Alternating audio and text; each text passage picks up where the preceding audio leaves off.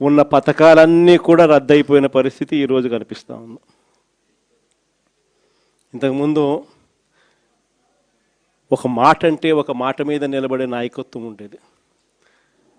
ఒక మేనిఫెస్టో అంటే ఒక మేనిఫెస్టోలో చెప్పింది అది ఒక భగవద్గీతగా భావించి, ఒక బైబిల్గా భావించి, ఒక ఖురాన్గా భావించి చెప్పిన ప్రతి మాట కూడా ప్రజలకు మనం మాటిచ్చాం, ఖచ్చితంగా చేయాల్సిన ధర్మం మన మీద ఉంది అని చెప్పి భావించే ఒక నాయకత్వం ఉండేది.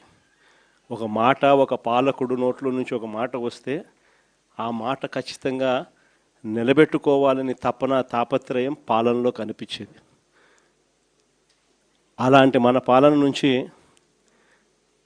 క్రమం తప్పకుండా ప్రతి నెల కోవిడ్ లాంటి సమస్యలు ఎన్ని ఎదురైనా కూడా ఏ రోజు కూడా మనం మన సమస్యలను చెప్పి ప్రజలకు ఇది ఎగరగొట్టాలని చెప్పి ఏ రోజు ఆలోచన జరగల మన ప్రభుత్వ హయాంలో.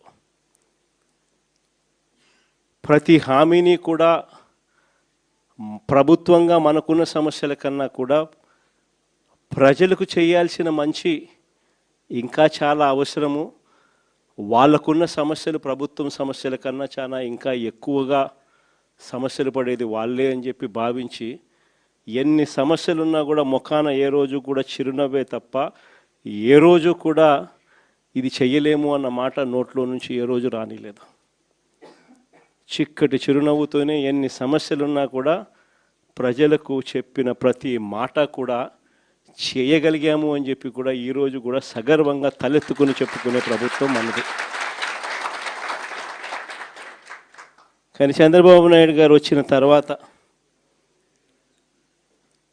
ఈ 2 ఏళ్లలో గమనించింది ఏమిటి అని అంటే, మన పథకాలన్నీ ఓవైపున రద్దు చేసేసినాడు, మరోవైపున ఆయన చెప్పిన సూపర్ 6లని, సూపర్ 7లని ఏదైతే ప్రజలకు మభ్యపెడుతూ మోసం చేస్తూ చెప్పినాడో అవన్నీ కూడా ఈరోజు అబద్ధాలుగా తేలిపోయి ఉన్న పరిస్థితులు ఈరోజు మన కళ్ళ ఎదుటే కనిపిస్తూ ఉన్నాయి. సూపర్ 6 అన్నాడు, సూపర్ 7 అన్నాడు. ఎన్నికలప్పుడు అయితే మామూలుగా మాట్లాడాల.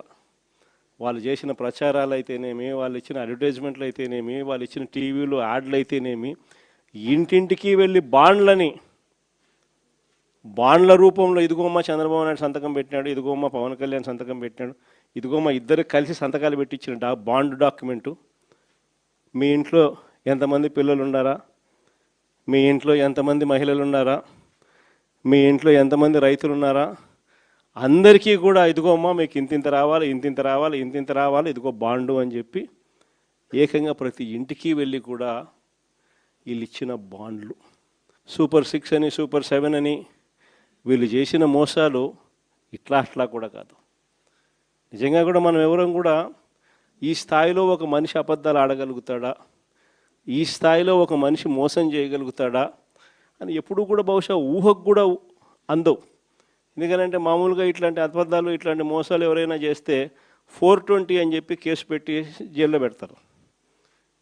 కానీ ఒక్క చంద్రబాబు నాయుడు గారు ఆయన కూటమిలో మాత్రమే అలా కేసులు పెట్టించుకోకుండా బయట ఉండగలుగుతారు. మన కళ్ళ ఎదుటే కనిపిస్తూ ఉన్న వాస్తవమైన స్వరూపం ఈరోజు రాష్ట్రంలో ఇది. ప్రతి చోట విపరీతమైన కరప్షన్, విచ్చలవిడి కరప్షన్ జరుగుతూ ఉంది. ఏ స్థాయిలో కరప్షన్ జరుగుతూ ఉంది అని అంటే అసలు రాజ్యం ఉంది, అసలు ఎవరైనా పాలకులు ఉన్నారా అని మనకే అర్థం కాని పరిస్థితిలో అసలు ఎవరు పాలన సాగుతూ ఉంది. గవర్నమెంట్కి రావాల్సిన ఆదాయం గవర్నమెంట్కి రావడంలా, అందుకనే గవర్నమెంట్కి రావాల్సిన ఆదాయాలు తగ్గుతూ ఉన్నాయి. ఆదాయం అంతా ఎవరు జోబులు లేకపోతూ ఉంది అని అంటే పక్కన చంద్రబాబు నాయుడు దగ్గర నుంచి మొదలెడితే ఆయనకింత, నీకింత, నాకింత, నాకింత, నాకింత, నాకింత అని కింద వరకు దోచుకో, పంచుకో, తినుకో. ఇది ఈరోజు రాష్ట్రంలో వీళ్ళ మనుషులకే ఇచ్చుకున్నారు. వీళ్ళ నుంచి మొదలు పెడితే ఆ తర్వాత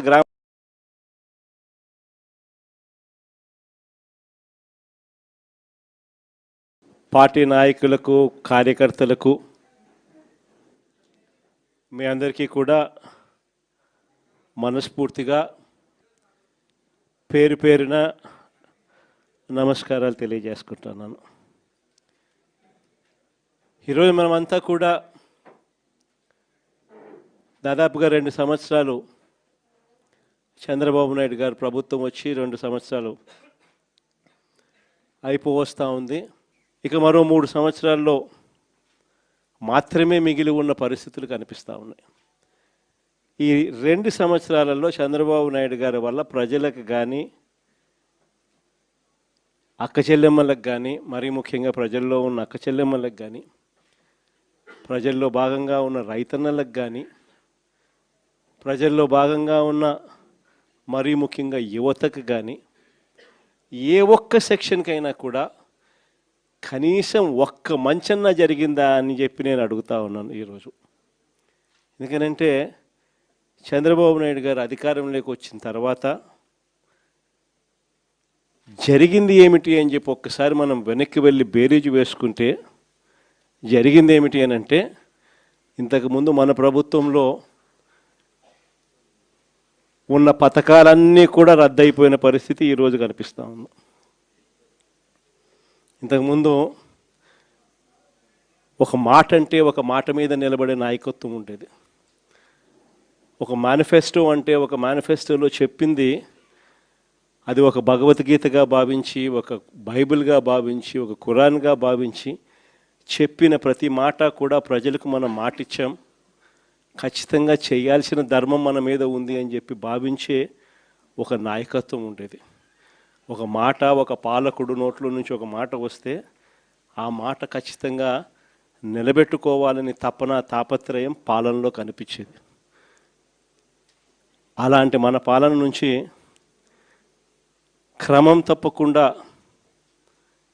ప్రతి నెల కోవిడ్ లాంటి సమస్యలు ఎన్ని ఎదురైనా కూడా ఏ రోజు కూడా మనం మన సమస్యలను చెప్పి ప్రజలకు ఇది ఎగరగొట్ట